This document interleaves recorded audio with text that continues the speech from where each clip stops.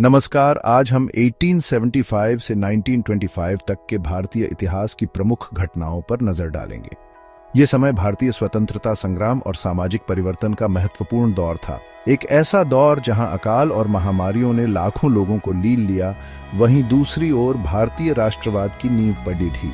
ये वह दौर था जब देश के कोने कोने में एक नई चेतना जागृत हो रही थी, एक ऐसी चेतना जो अन्याय और शोषण के खिलाफ आवाज उठा रही थी और स्वतंत्रता की लौ जला रही थी। आइए इन घटनाओं को विस्तार से समझें, उन वीरों और वीरांगनाओं को याद करें जिन्होंने भारत के भविष्य को गढ़ने में अपना सर्वस्व न्योछावर कर दिया। सन 1876 एक ऐसा साल जिसने भारत के माथे पर दुखों का एक और दाग लगा दिया। दक्षिण भारत में पड़ी रेढ़ा भीषण अकाल जिसने लाखों लोगों को मौत के मुंह में धकेल दिया। खेत सूखे पड़े ढे थे, अन्न का एक एक दाना तरस रहे थे लोग, और मानो यही काफी नहीं था। इसके बाद आई महामारी ने तो जैसे तबाही मचा दी। हैजा, चेचक जैसी बीमारियों ने जो तबाही मचाई वो इतिहास के पन्नों पर एक काले धब्बे की तरह दर्ज है। लेकिन मित्रों, अंधेरे के बाद सवेरा तो आता ही है। 1885 में एक ऐतिहासिक घटना घटी जिसने भारत के भविष्य को हमेशा के लिए बदल दिया। जी हां, मैं बात कर रहा हूं भारतीय राष्ट्रीय कांग्रेस के गठन की। एओ ह्यूम, दादा भाई नौरोजी, गोपाल कृष्ण गोखले जैसे महान व्यक्तियों ने मिलकर इस संस्था की नींव रखी जिसका एक ही लक्ष्य था, भारत को स्वतंत्रता दिलाना। सन 1890 भारतीय राजनीति में एक नया तूफान उठा, एक ऐसा तूफान जो ब्रिटिश हुकूमत की नींव हिलाकर रख देगा। ये तूफान थे लोकमान्य बाल गंगाधर तिलक। तिलक जी ने अपनी ओजस्वी वाणी से जनता में जोश भरा। स्वराज मेरा जन्म सिद्ध अधिकार है का नारा देकर उन्होंने करोड़ों भारतीयों के दिलों में स्वतंत्रता की ज्वाला प्रज्वलित कर दी। चैप्टर 4 1896 प्लेग महामारी। एक बार फिर देश पर महामारी का कहर टूटा। 1896 में प्लेग ने भारत को अपनी चपेट में ले लिया। लाखों लोग इस महामारी का शिकार हुए। ब्रिटिश सरकार की नाकामी साफ दिखाई दे रही थी। इस महामारी से निपटने के उनके तरीके अमानवीय और क्रूर थे। इससे जनता में रोष और असंतोष और भी बढ़ गया। चैप्टर 5 1905 बंगाल विभाजन। 1905 ब्रिटिश हुकूमत ने भारतीयों को तोड़ने और उनमें फूट डालने के लिए एक और कुटिल चाल चली, बंगाल का विभाजन। इस विभाजन ने पूरे देश को झकझोर कर रख दिया। लेकिन मित्रों, ब्रिटिश सरकार यह भूल गई थी कि भारतीयों को तोड़ना इतना आसान नहीं है। इस विभाजन ने भारतीयों को और भी एकजुट कर दिया। स्वदेशी आंदोलन और वंदे मातरम का नारा इसका प्रमाण है। चैप्टर 6 1906 मुस्लिम लीग का गठन। 1906 में मुस्लिम लीग का गठन हुआ। इसका उद्देश्य था मुसलमानों के राजनीतिक अधिकारों की रक्षा करना। हालांकि शुरुआत में मुस्लिम लीग कांग्रेस के साथ मिलकर काम करती रही, लेकिन आगे चलकर कुछ घटनाओं ने दोनों समुदायों के बीच दूरियां बढ़ाने का काम किया।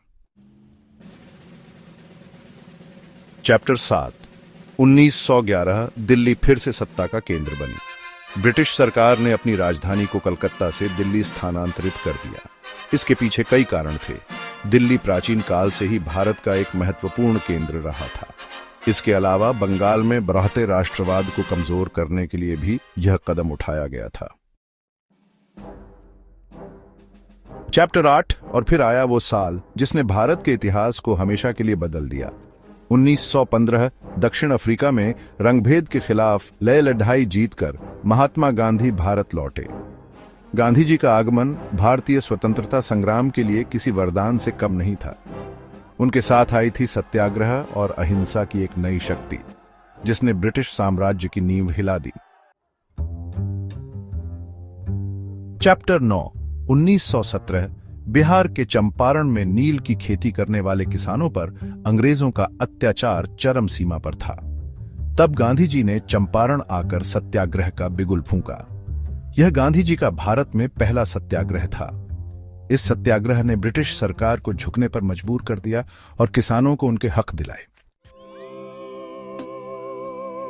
13 अप्रैल 1919 वैशाखी का पावन दिन, लेकिन अमृतसर के जलियांवाला बाग में खून की होली खेली गई। जनरल डायर के नेतृत्व में ब्रिटिश सैनिकों ने निर्हुतार गोलियां चलाईं, जिसमें हजारों निर्दोष भारतीय शहीद हो गए। यह ब्रिटिश क्रूरता का एक ऐसा उदाहरण था जिसने पूरी दुनिया को हिलाकर रख दिया।